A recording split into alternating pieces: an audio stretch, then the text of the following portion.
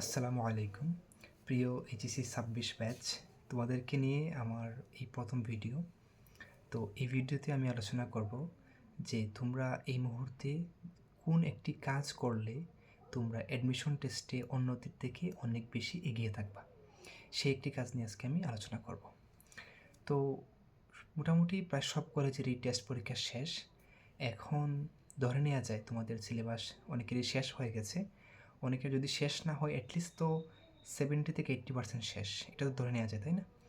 আচ্ছা, তো আমি এই ধারণাটা রেখে আমি এই অ্যাজাম্পশনটা করতেছি যে তোমাদের 70 থেকে 80% সিলেবাস শেষ।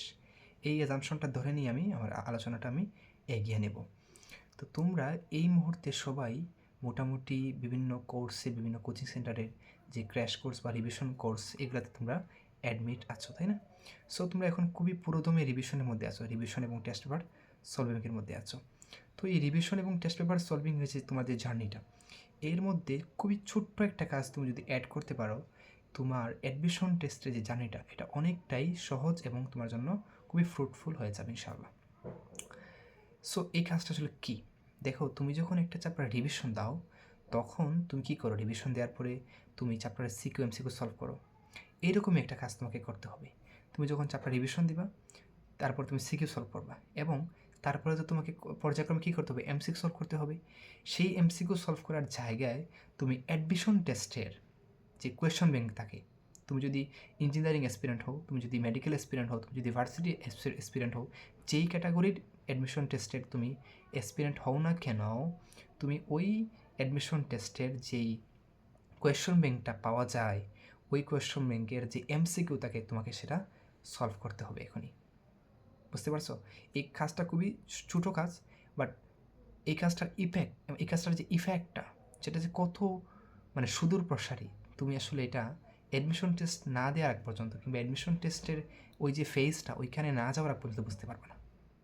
বুঝতে পারছো? তোমাকে কী করতে হবে? তুমি সিকিউ সলভ করার সাথে সাথে তোমাকে এমসিকিউ যখন তুমি সলভ করবা এইচএসির জন্য, সেই এমসিকিউটা তুমি টেস্ট পেপারে এমসিকিউ সলভ না করে তুমি কী করতে পারবো? তুমি অ্যাডমিশন টেস্টে, তুমি যেই অ্যাডমিশন টেস্ট দিতে চাও ওই অ্যাডমিশন টেস্টের তুমি এমসিকিউ সলভ করবা কোয়েশ্চন ব্যাংক থেকে।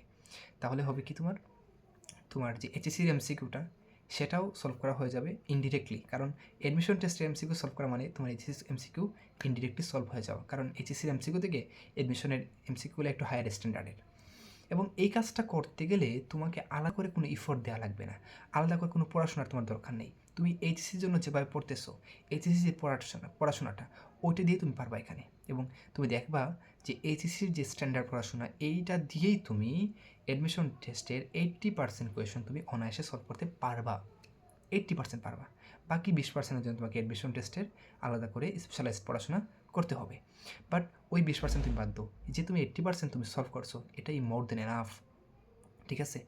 সো এইভাবে তুমি যদি তোমার এইচএসসি পরীক্ষার যে জার্নিটা, এটার সাথে তুমি যদি তোমার এই একটা ছোট্ট একটা কাজ তুমি যদি অ্যাড করতে পারো, বিশ্বাস করো ভাই, তোমার অ্যাডমিশন টেস্টের জার্নিটা অনেক বেশি সহজ এবং এটা কার্যকর একটা তুমি ফলাফল পাবে ইনশাল্লাহ। এটা তুমি যতক্ষণ না অ্যাডমিশন টেস্টের ওই ফেজে গেছো ততক্ষণ বুঝতে পারবে না। তুমি দেখো, চিন্তা করে দেখো, তোমার যে বন্ধুটা এই কাজটা এখন করবে না, সে এইচএসসি পরীক্ষার পরে অ্যাডমিশন প্রিপারেশন শুরু করবে। বাট তুমি যদি এই কাজটা এখন করো, তুমি এখন থেকেই কিন্তু অ্যাডমিশন টেস্টের প্রিপারেশন শুরু করে ফেলবা, এবং এরই মাধ্যমে তোমার hand calculation, without calculator practice, এগুলো সবগুলো কিন্তু এখানে হয়ে যাবে। বোঝা গেল জিনিসটা? কাজে একটা তোমার প্রি অ্যাডমিশন, এটাকে বলতে পারো প্রি অ্যাডমিশন, তুমি একটা পড়াশোনা কিন্তু এখানেই করে ফেলতে পারবা যদি তোমার একটা স্টেবল অবস্থায় তুমি থাকো।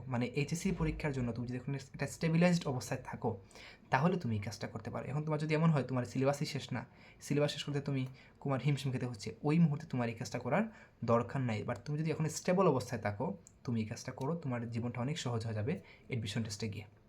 বুঝতে পারছো? সো এইটার জন্য তোমাকে আলাদা করে কোনো সময় দেওয়ার দরকার নাই। যেই সময়টা তুমি এমসিকিউ সলভ করে দিতা, ওই সময়টা তুমি এখানে দাও না অ্যাডমিশন টেস্টে এমসিকিউতে, সমস্যা নাই তো। কঠিন যেগুলো স্কিপ করো, যেগুলো তোমার out of concept, out of সিলেবাসগুলো স্কিপ করো। যেই জিনিসটা তুমি মনে হচ্ছে তুমি এইচএসসি নলেজে পারতেছো না, ওটা স্কিপ করো।